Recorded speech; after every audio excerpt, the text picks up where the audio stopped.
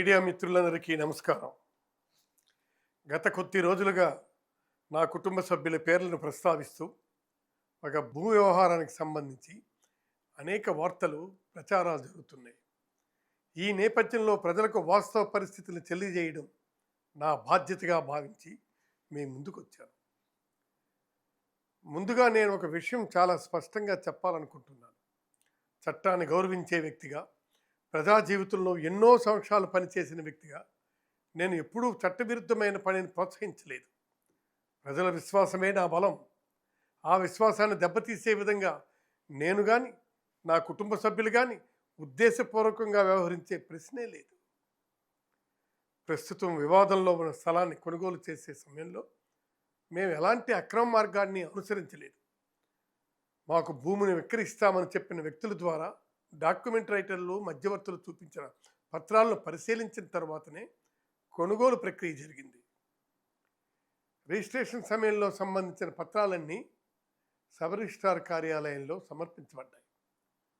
అక్కడ చట్ట ప్రకారం పరిశీలన జరిగిన తర్వాత రిజిస్ట్రేషన్ పూర్తయింది. ఆ సమయంలో ఎలాంటి అభ్యంతరాలు లేదా లోపాలు ఉన్నాయని మాకు తెలియజేయలేదు. ఆ తర్వాత భూమిపై వివాదం ఉందని, యాజమాన్యానికి సంబంధించి అభ్యంతరాలు ఉన్నాయని తెలిసింది.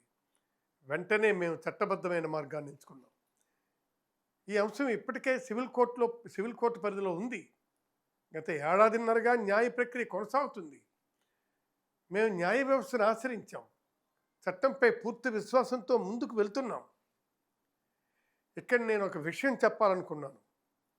ఒకవేళ ఈ వ్యవహారంలో భూ యజమాని కూడా మోసపోయి ఉంటే నిజంగా బాధాకరం. అదే సమయంలో మేము కూడా చట్టబద్ధమైన ప్రక్రియ ద్వారా డబ్బు చెల్లించి కొనుగోలు చేసిన వ్యక్తులము. అందువల్ల ఈ వివాదంలో మేము కూడా బాధితులమేనని మా అభిప్రాయం. సివిల్ కోర్టులో ఇప్పటికే విచారణ జరుగుతున్న సమయంలో ఇప్పుడు క్రిమినల్ కేసు నమోదు కావడం మాకు ఆశ్చర్యం కలిగించింది. ఈ అంశంపై మా న్యాయవాదులు చట్టపరంగా తమ వాదనలు వినిపిస్తారు. న్యాయస్థానమే వాస్తవాలు నిర్ధారిస్తుంది. ఈ కేసుల గురించి ఎలాంటి దర్యాప్తు జరిగినా మేము పూర్తిగా సహకరిస్తాం. చట్టం ముందు హాజరవుతాం. అవసరమైన ప్రతి పత్రాన్ని సమర్పిస్తాం.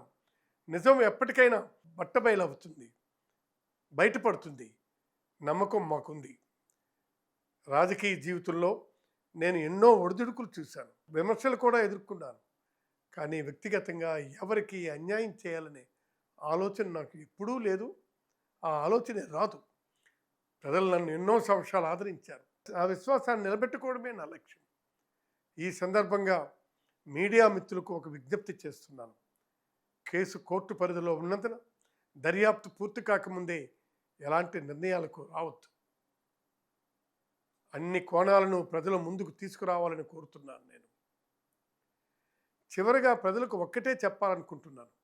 నాకు భారత రాజ్యాంగంపై, న్యాయ వ్యవస్థపై పూర్తి నమ్మకం ఉంది. నిజం మా వైపు అంటే న్యాయం తప్పకుండా జరుగుతుంది. చట్టం ఏ నిర్ణయం తీసుకున్నా దాన్ని గౌరవిస్తాం.